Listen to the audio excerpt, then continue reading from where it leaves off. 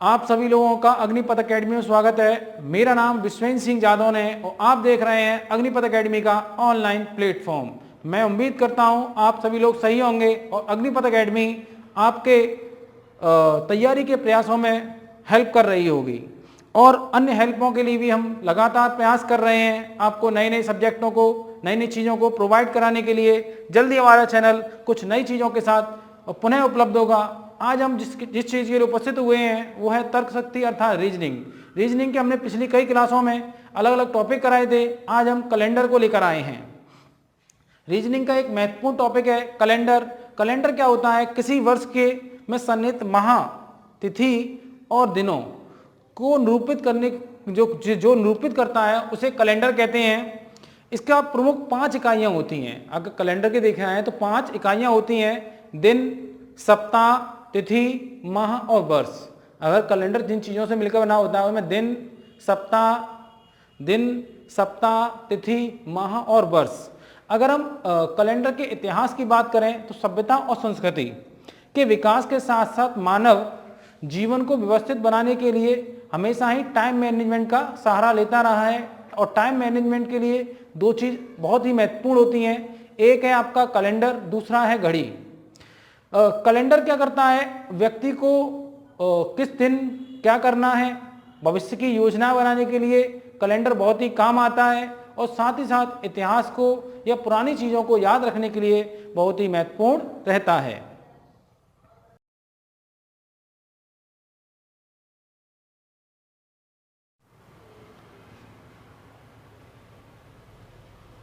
यदि आप ये देखें कि विश्व में सबसे अधिक कौन सा कैलेंडर प्रचलित है तो हम कह सकते हैं ग्रेगोरियन कैलेंडर। कौन सा कैलेंडर?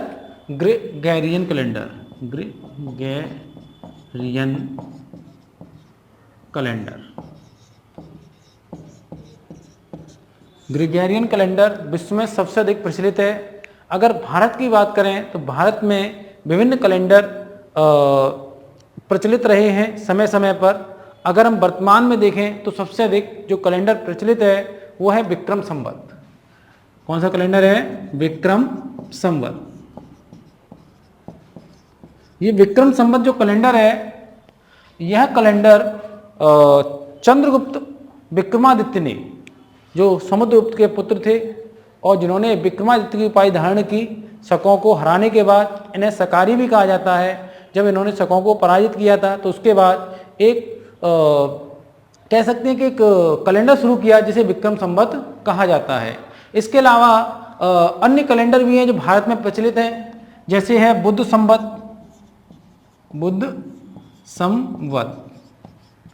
एक है महावीर संवत।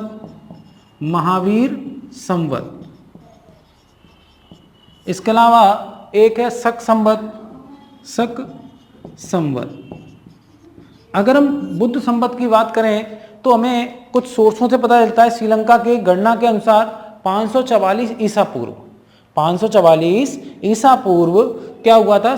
बुद्ध संवत को शुरू किया गया था। वहीं पर महावीर जैन ने महावीर संवत की शुरुआत 527 ईसा पूर्व की थी। अगर हम शक संवत की बात करें तो एक शासक हुए कुषाण। कौन हुए? कुषाण नामक एक शासक हुआ जो कुषाण वंश का एक शासक हुआ कनिष्क। कुषाण वंश का एक शासक हुआ कनिष्क, जिसने 78 ईस्वी में क्या किया था? शक संवत की शुरुआत की थी। वहीं पर अगर विक्रम संवत की शुरुआत कब हुई थी तो कह सकते हैं 57 ईसा पूर्व। कब हुई थी? 57 ईसा पूर्व विक्रम संवत की शुरुआत। तो अगर देखें हम कि भारतीय पंचांगों में तो विक्रम संवत है, बुद्ध संवत है, महावीर संवत है, शक संवत है, इन सबको का प्रचलन है। लेकिन हमारे यहाँ भी ग्रेगोरियन कैलेंडर का ही अधिक महत्व है। हमारे प्रथम प्रधानमंत्री जो जवाहरलाल नेहरू थे, उन्होंने एक आग्रह किया कि राष्ट्रीय कैलेंडर के रूप में ग्रेगोरियन कैलेंडर को अपनाया जाए। किसको अपनाया जाए? ग्रेगोरियन कैलेंडर को अपनाया जाए। और इसलिए 22 मार्च 1957 क्या हुआ? 22 मार्च 1957 को ग्रेगोरियन कैलेंडर को राष्ट्रीय कैलेंडर के रूप में अपना लिया गया। साथ ही राष्ट्रीय पंचांग के रूप में शक संवत को अपनाया गया। राष्ट्रीय पंचांग के रूप में शक संवत को अपनाया गया। वैसे भी 22 मार्च 1957 को अपनाया गया और शक संवत को राष्ट्रीय पंचांग के नाम से पुकारा गया। अगर राष्ट्रीय पंचांग के माह की बात करें तो उसमें 12 माह होते हैं, जो चैत्र, वैशाख, ज्येष्ठ, आषाढ़, सावन, भादों, मतलब भादों को भाद्रपद कहते हैं, क्वार को अश्विन कहते हैं, क्वार कार्तिक को कार्तिक कहते हैं, कार्तिक अगहन को अग्रहायण कहते हैं, पूस को पौष कहते हैं, पूस महा और फागुन, महा को मार्ग शीर्षक और फागुन को फाल्गुन के नाम से जानते हैं। अगर हम देसी भाषा में बात करें तो कहते हैं चैत्र, वैशाख, ज्येष्ठ, आषाढ़, सावन, भादों, क्वार, आषाढ़, सावन, भादों, क्वार, कार्तिक, अगहन, पूस, माह, फागुन। ठीक है।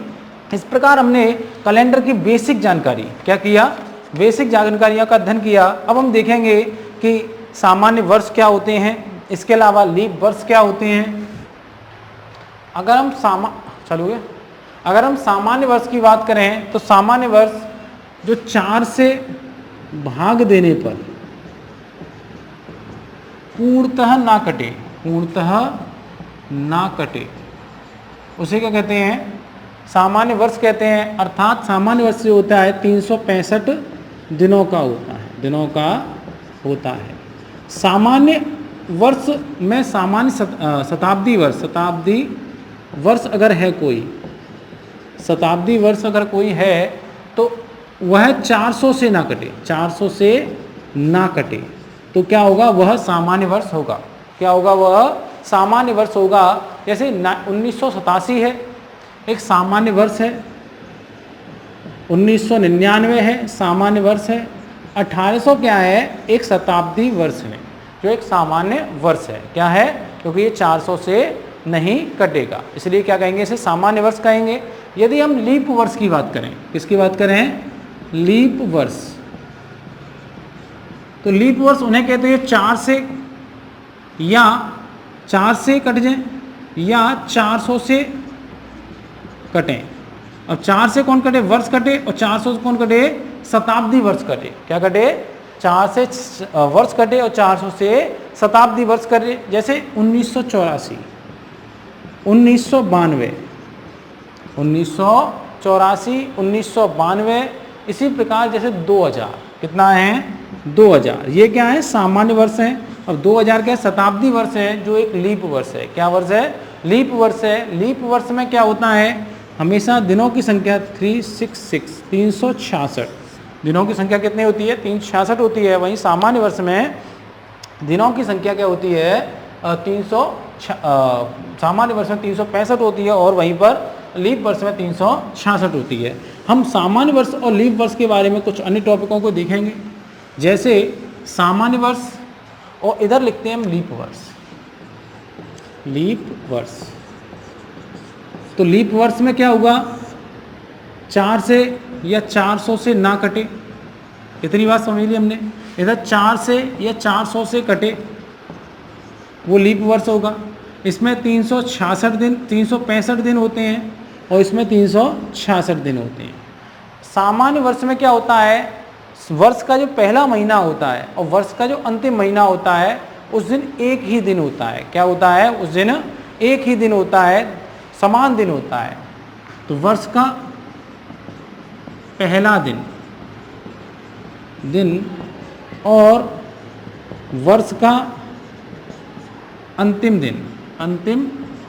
दिन समान होते हैं। क्या होते हैं, समान होते हैं। जैसे अगर हम देखें कि 1 जनवरी को यदि सोमवार था तो 31 दिसंबर को भी क्या होगा, सोमवार ही होगा। लेकिन अगर हम लीप वर्ष की बात करें तो वर्ष का पहला दिन और वर्ष का अंतिम दिन समान नहीं होते हैं, अर्थात मतलब कह सकते हैं कि कि वर्ष के पहले दिन में और अंतिम दिन में क्या होता है, एक दिन का अंतर होता है।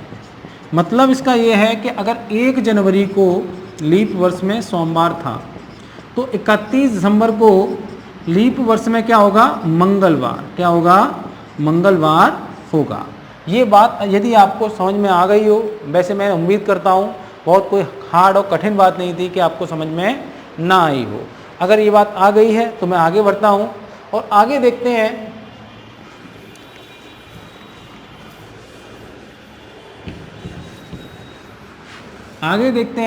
यदि किसी दिन में 7 दिन जोड़ दिए या 7 दिन घटा दिए जाएं। अगला पॉइंट क्या है, किसी दिन में 7 दिन जोड़ दें या 7 दिन घटा दें तो वही दिन आ जाएगा। इसका सीधा सा कारण क्या है, क्योंकि एक सप्ताह 7 दिन का होता है, 7 दिन बाद क्या होता है, दिन रिपीट होने लगते हैं। जब दिन रिपीट होने लगेंगे तो वही दिन आने लगेगा, इसमें कोई दिक्कत नहीं है। जैसे 1 जनवरी को मंडे था, अब आप सोचिए 1 में 7 दिन जोड़ दो तो 8 जनवरी को क्या होगा, मंडे होगा। आपको इतनी बात अगर समझ में आ गई है तो अब हम देखते हैं अगली टॉपिक को, विषम दिन। मैं आप लोग समझ रहे होंगे कि रॉकेट की तरह पढ़ा रहा हूँ, आपको तेजी से चलाता जा रहा हूँ। कारण क्या है, टॉपिक है सरल, और जब टॉपिक सरल है तो उनको तेजी से खत्म करो। जहाँ पर समझने वाली बात आएगी हम आपको विस्तार पूर्वक समझाएंगे भी। अगर हम विषम दिनों की बात करें, विषम दिन क्या होते हैं, विषम दिन उन्हें कहते हैं जो 7 से भाग देने पर शेष आए। जैसे 365 दिन में विषम दिन कितने हैं, अगर ये देखें तो हम क्या करेंगे, 365 में 7 का भाग देंगे। क्या देंगे, 7 का भाग देंगे। 7 एकम 7, 7 दूनी 14, 7 ते 21, 7 चौक 28 और 7 पंजे 35। 7 पंजे 35 5 बार कटा और 7 दूनी 14 2 बार कटा। मतलब ये तो हो गया भागफल। हमें भागफल से मतलब नहीं होता है, हमें इसके शेष फल से मतलब होता है। किससे मतलब होता है, शेष फल से। और शेष बचा 1, तो मतलब विषम दिन कितना होगा, विषम दिन 1 होगा। विषम दिन कितना, विषम दिन होगा 365 में 1 दिन क्या होगा, विषम दिन होगा। अगर इसी प्रकार मैं आपसे पूछूं 10 दिनों में विषम दिन कितने होंगे, 8 दिनों में विषम दिन कितने होंगे, और इसके अलावा 15 दिनों में विषम दिन कितने होंगे, 15 दिनों में विषम दिन कितने होंगे। तो आप मुझे कमेंट करके बताएंगे कि 10 दिनों में विषम दिन कितने होते हैं, 8 दिनों में विषम दिन कितने होते हैं और 15 दिनों में विषम दिन कितने होते हैं। आपको कुछ नहीं करना है, 7 का भाग देना है और जो शेष फल या रिमाइंडर बचे उसी को यहाँ पर विषम दिन के रूप में लिख देना है। अब हम आगे बढ़ते हैं, एक क्वेश्चन है उसे देखते हैं जो आपकी स्क्रीन पर दिख रहा होगा। ये क्वेश्चन जो आपकी स्क्रीन पर दिख रहा होगा, यदि 15 अगस्त 2010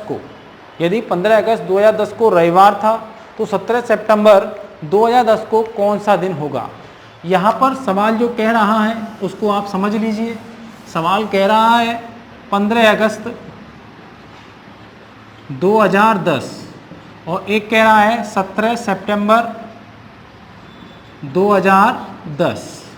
15 अगस्त 2010 और 17 सितंबर 2010। अब 15 अगस्त को क्या बता रहा है, ये रविवार, क्या बता रहा है, रविवार बता रहा है। तो यहाँ पूछ रहा है कौन सा दिन होगा।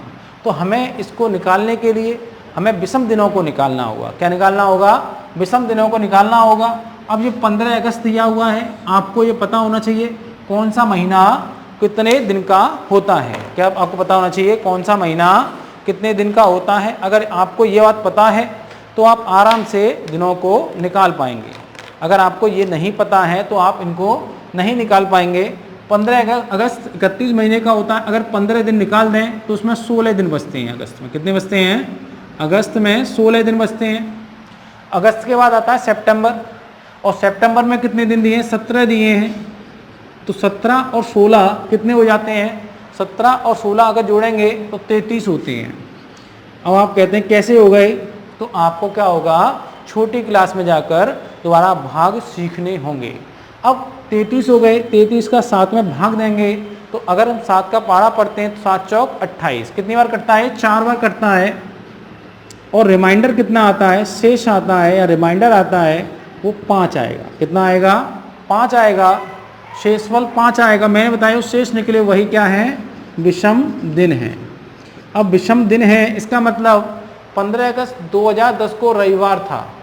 15 अगस्त 2010 को क्या था? रविवार था। अब रवि के बाद 5 दिन बढ़ाने होंगे। रवि के बाद सोम होता है, सोम के बाद मंगल होता है, मंगल के बाद बुध होता है, बुध के बाद गुरु होता है, और गुरु के बाद शुक्र होता है। क्या होता है? तो हमने 1 2 3 4 5, तो क्या होगा? 17 सितंबर 2010 को शुक्रवार क्या होगा? तुम्हारा क्या आंसर निकलेगा? शुक्रवार आंसर निकल आएगा। इस प्रकार आपने सीख लिया 15 अगस्त 2010 को रविवार था, तो 17 सितंबर 2010 को कौन सा दिन था? तो हमने क्या किया, अगस्त में जो शेष दिन थे उनको लिख लिया, और सितंबर में जितने दिन हमें निकाले उनको लिख लिया। इन दोनों को जोड़ लिया, 7 से भाग दिया। जो रिमाइंडर आया वो विषम दिन हुए, उन्हीं को हमने रविवार से आए गिन लिया। तो 1 2 3 4 5 दिन थे, सोमवार मंगल बुध बृहस्पति और शुक्रवार। इस प्रकार हमारा आंसर शुक्रवार हुआ। हम अगला क्वेश्चन पुनः देखेंगे।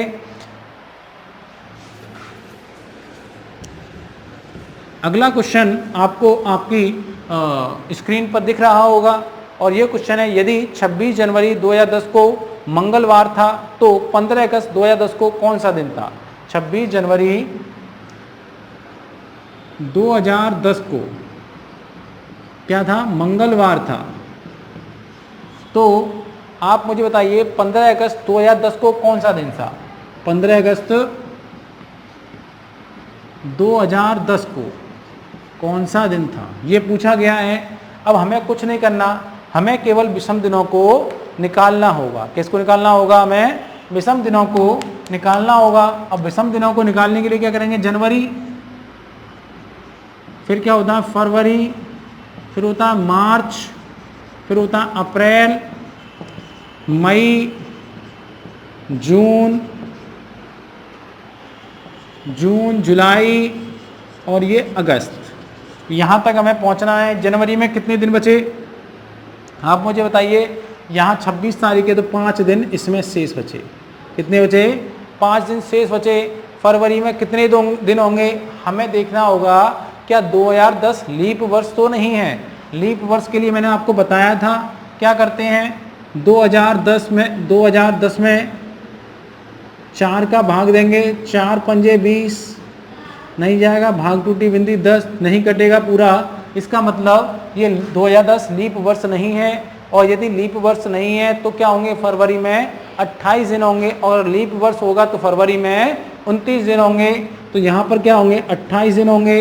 28 के बाद मार्च में कितने दिन होते हैं ये आपको याद करना पड़ेगा। मार्च में 31 दिन होते हैं। फिर आपको पता करना पड़ेगा कि अप्रैल में कितने दिन होते हैं, तो अप्रैल में 30 दिन होते हैं। फिर मई में कितने दिन होते हैं आपको पता करना पड़ेगा।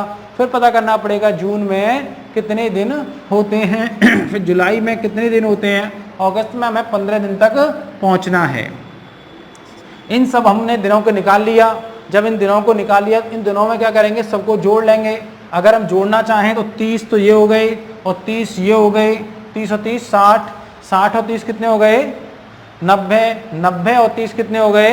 120, 120 और 30 150। हमने 30 निकाल लिए, 150 ये हो गए हमारे। देखिए जोड़ने का एक तरीका बता रहा हूँ। इसमें 1 बचा था, इसमें 1 बचा था, तो मतलब 30 ये हो गया। 150 और 30 कितने हो गए? 180 हो गए। कितने हो गए? 180 हो गए। 15 ये बचे थे और 5 ये थे, 20 ये हो गए, और 1 इसका बचा था, 21 हो गए। 21 और 180 कितने होते हैं? 200, अगर 21 और 180 को जोड़ देंगे तो हो जाएंगे 201। कितने हो जाएंगे? 201 हैं। आप और तरीके से भी जोड़ सकते हैं, मैंने केवल जोड़ को सरल करने का तरीका आपको बता दिया है। इसमें अगर 7 का भाग दे दें, कितना दे दें? 7 का भाग दे दें तो 7 एकम 7, 7 दूनी 14, 7 के 21, 2 बार कटेगा, 7 दूनी 14, कितने बजे? 6 बजे 61 हो गए। 7 का पहाड़ा पढ़ेंगे हम, और 7 ने 63 होते हैं, मतलब आगे निकल गया 7 8 56, 56 बार जाएगा, 56 आ गया, 8 बार जाएगा। अब रिमाइंडर कितना बचेगा? रिमाइंडर बचेगा आपका 5। कितना बचेगा? शेषफल कितना बचा? 5 बचा। ये आपको सीखना होगा, इसका कोई तरीका नहीं है कि अगर आपको नहीं आता है। शेष बचा 5, मतलब हमें 5 दिन आगे बढ़ना होगा। तो मतलब मंगल अगर है यहाँ पर तो 1 2 3 4 5, बुध, गुरु, शुक्र, शनि और रवि, तो क्या होगा? रविवार होगा। इसका मतलब क्या होगा? यहाँ पर रविवार आंसर आपका आएगा। क्या आंसर आएगा? 15 अगस्त 2010 को क्या था? रविवार था। ये इतनी बात अगर आपको समझ में आ गई होगी तो हम आगे बढ़ते हैं। आप स्वयं समझ लें कि हमने सभी दिनों को निकाल लिया, कितने कितने दिन बचे थे, उनमें 7 का भाग दिया, इससे विषम दिन निकाल लिए। विषम दिन जो भी निकले उनमें क्या किया? मंगल से आगे बढ़ते हुए उन दिनों को जोड़ लिया, और जोड़ने के बाद हमारा आंसर आ गया है। अगर हम आगे देखें तो हम कुछ कंसेप्टों को समझेंगे, उन कंसेप्टों को समझने के बाद हम आगे बढ़ेंगे। तो क्या करेंगे? कुछ कंसेप्ट हैं उन्हें समझते हैं। पहले कंसेप्ट होते हैं, कंसेप्टों को समझेंगे। कैमरामैन बंद कर दो, इशारा भी समझा करो। ये देखो, हम कुछ कंसेप्टों को समझते हैं। उन कंसेप्टों में क्या है? जैसे के बाद, के पहले, से बाद और से पहले, इनका मतलब क्या होता है? अगर हम देखें के बाद का मतलब क्या होता है, तो देखते हैं कि अगर किसी तिथि या दिन के बाद लिखा है, क्या लिखा है? किसी तिथि या दिन के बाद लिखा है जैसे कि 5 दिन बाद, तो हमेशा जितना भी समय दिया है उसमें एक जोड़कर उसको एक बढ़ाकर ही जोड़ते हैं। क्या करते हैं? एक बढ़ाकर ही उसकी गणना करते हैं। जैसे एक बढ़ाकर गणना करते हैं। अब जैसे मैं आपको बताऊं, एक एग्जाम्पल है 10 फरवरी के 5 दिन के बाद की तिथि। क्या है? 10 फरवरी के 5 दिन बाद की तिथि पूछी गई है, इसमें क्या होगी? तो 10 तो ये हो गए, प्लस 5 ये है, मैंने कहा था एक बढ़ाकर, तो कितना हो जाएगा? 6। तो 16वां दिन, 16 दिन की तिथि पूछी गई। क्या पूछी गई है? 16 फरवरी के बारे में पूछा गया है कि 16 फरवरी को क्या होगा। कुछ तो 16 फरवरी को होगा। लोग सोच रहे होंगे कि 14 फरवरी मिस हो गई इसमें। 14 फरवरी को कुछ नहीं होगा, 16 फरवरी को कुछ तो होगा। जैसे मैं कहूँ कि बृहस्पतिवार के 2 दिन बाद कौन सा दिन है? क्या कहूँ मैं? बृहस्पतिवार या गुरुवार के 2 दिन बाद निकालना है। 2 दिन बाद कौन सा दिन है? तो गुरु, तो ये हो गया, प्लस 2 ये हो गए। मैंने कहा एक बढ़ा के लिखते हैं तो कितना हो जाएगा? 3 जोड़ने पड़ेंगे। तो गुरु के बाद आता है शुक्र, शुक्र के बाद आता है शनि, और शनि के बाद आता है रवि। तो क्या होगा? गुरु के 3 दिन बाद, 2 दिन बाद रविवार। क्या होगा? रविवार होगा। इतनी बात अगर आपको समझ में आ गई हो तो हम देखते हैं के पहले। क्या हम देखते हैं? के पहले का मतलब क्या होता है? के पहले का मतलब क्या होता है? अगर देखें के पहले, जैसे के बाद था वैसे क्या है? के पहले है। जैसे मैं कहूँ 10 फरवरी के 5 दिन पहले की तिथि, 10 फरवरी के 5 दिन पहले की तिथि, 10 फरवरी के 5 दिन पहले की तिथि कौन सी तिथि होगी? अगर आपको 10 फरवरी के 5 दिन पहले निकालना है तो क्या करेंगे? इसमें 10 - 5, जितने दिन दिए हैं उतने ही दिन का क्या कर देते हैं? माइनस कर देते हैं। तो 5, क्या पूछा उसने? 5वीं फरवरी पूछा है। जैसे कोई पूछे सोमवार के 2 दिन पहले का दिन, क्या पूछे? सोमवार के 2 दिन पहले का दिन, तो इसका मतलब क्या होगा, सोमवार में 2 दिन माइनस कर देंगे। सोमवार से पहले रविवार आता है, रविवार से पहले शनिवार आता है। क्या आता है, शनिवार आता है। तो उसका पूछा गया है, शनिवार के बारे में पूछा गया है। अगर ऐसे हम से बाद कहें, से बाद क्या कहें, से बाद के बारे में पता करें कि से बाद का मतलब क्या होता है, तो देखते हैं। कंसेप्ट 3 है ये, से बाद। अब से बाद का मतलब क्या होता है, एग्जाम्पल से समझने में आपको आसानी रहेगी। जैसे 10 अगस्त से 5 दिन पहले की तिथि, 10 अगस्त से 5 दिन पहले की तिथि, नहीं सॉरी 10, अच्छा बाद का पूछा है, 10 अगस्त से 5 दिन बाद की तिथि, 10 अगस्त से 5 दिन बाद की तिथि अगर पूछी हो तो क्या करेंगे, इसमें कुछ जोड़ेंगे क्या, केवल 10 + 5 = 15। क्या पूछा है, 15 अगस्त के बारे में पूछा गया है। ऐसे ही अगर से पहले हो, क्या हो, से पहले दिया हो और पूछे कि 10 अगस्त से 5 दिन पहले, क्या पूछे, 10 अगस्त से 5 दिन पहले, तो 10 ± -5 = 5। इस प्रकार आपने से के बाद, के पहले और से बाद और से पहले के अंतरों को समझ लिया है। अब हम आगे देखते हैं।